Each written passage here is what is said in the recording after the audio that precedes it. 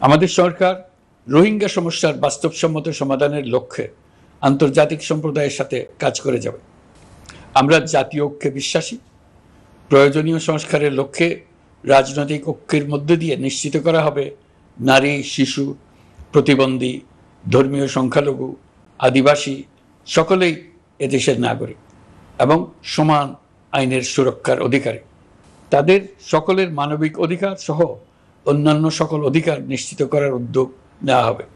এই জন্য আমি উপদেষ্টা পদমর্যাদা সম্পন্ন একজন বিশেষ সহকারী নিয়োগ দিয়েছি, যার দায়িত্ব হবে জাতীয় সংহতি উন্নয়ন।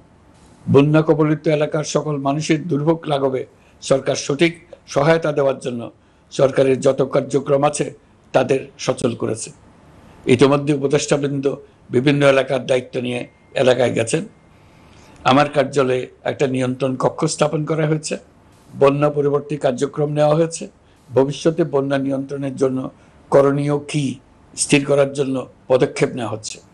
দেশপ্রেমিক সেনাবাহিনী, পুলিশ, বিজিবি, র্যাবকে গুম নির্যাতনের কাজে লাগিয়ে তাদের কলঙ্কিত করা হয়েছে।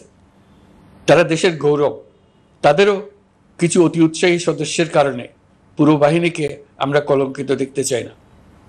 আমরা অপরাধীদের চিহ্নিত করতে চাই এবং তাদের শাস্তি দিতে চাই, যেন ভবিষ্যতে কারো হুকুমে দেশপ্রেমিক কোনো বাহিনীর, পুলিশের, র্যাবের কোনো সদস্য হত্যাকাণ্ড, গুম ও অত্যাচারে জড়িত হওয়ার সাহস না করে।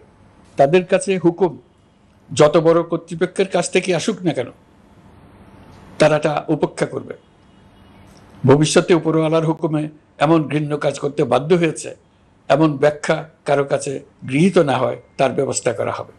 আমি দেশরক্ষা বাহিনী, পুলিশ বাহিনী এবং অন্যান্য সহল বাহিনীকে নির্দেশ দিয়েছি তারা তাদের মধ্যে যারা হত্যাকাণ্ড, গুম, খুন বা শারীরিক মানসিক অত্যাচারে সরাসরি জড়িত তাদের চিহ্নিত করে বিচারের ব্যবস্থা করতে। যারা গুম হয়েছে, হত্যার শিকার হয়েছে, তাদের তালিকা প্রস্তুত করতে। তাদের পরিবার সমূহকে সান্ত্বনা দেওয়ার ভাষা আমার নাই। তাদের জীবনে শান্তি ফিরিয়ে আনতে আমরা প্রচেষ্টা অব্যাহত রাখব। আমি সকল দেশরক্ষা বাহিনী ও আইনশৃঙ্খলা বাহিনীকে তাদের উপর জনগণের সম্পূর্ণ আস্থা ফিরিয়ে আনতে সকল পদক্ষেপ গ্রহণ করতে নির্দেশ দিয়েছি।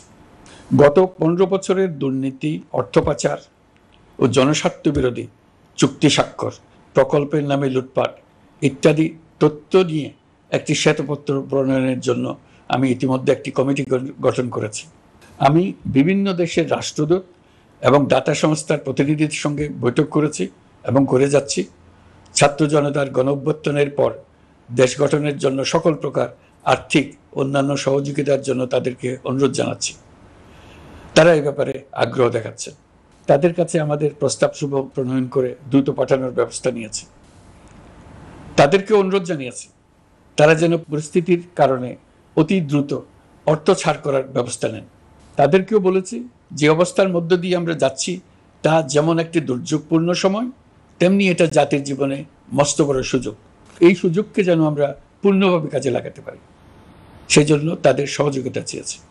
এই গণ অভ্যুত্থানে বিদেশে অবস্থানকারী বাংলাদেশিরা অত্যন্ত গুরুত্বপূর্ণ ভূমিকা পালন করেছেন। জাতি তাদের অবদান বিশেষভাবে স্মরণ করবে। নতুন বাংলাদেশ গড়ার কাজে আমরা তাদের অংশগ্রহণ চাইব। আমাদের একটি লক্ষ্য হবে বিদেশগামী এবং প্রত্যাবর্তনকারী প্রত্যেক প্রবাসী শ্রমিককে মর্যাদা ও সম্মানের সঙ্গে দেশে আসা এবং যাওয়া নিশ্চিত করা। সে ব্যাপারে শিগগিরই পদক্ষেপ নেওয়া হবে। বিদেশে অবস্থানরত সকলের কাছে আমার আবেদন, তারা যেন তাদের উপার্জিত অর্থ অফিসিয়াল চ্যানেলে দেশে পাঠান। দেশের অর্থনৈতিক সংকট উত্তরণে এই অর্থ বিশেষভাবে প্রয়োজন। কি কি ব্যবস্থা নিলে তাদের জন্য অফিসিয়াল চ্যানেলে অর্থ পাঠানো সহজ হবে সেটা সম্বন্ধে আমরা তাদের পরামর্শ নেব। সারা দেশ ঘুষের মহাসমুদ্রে নিমজ্জিত। কিভাবে ঘুষ থেকে আমরা মুক্ত হতে পারি তার জন্য আমাদের পরামর্শ দেন। শুধু এই কাজটা নিয়ে অগ্রসর হতে পারলেই আমি মনে করি দেশের জন্য এই সরকার একটা গুরুত্বপূর্ণ অবদান রেখে গেছে বলে স্মরণীয় হয়ে থাকবে। আমি কথা দিচ্ছি এই ব্যাপারে আমি আমার সর্বশক্তি নিয়োজিত করব।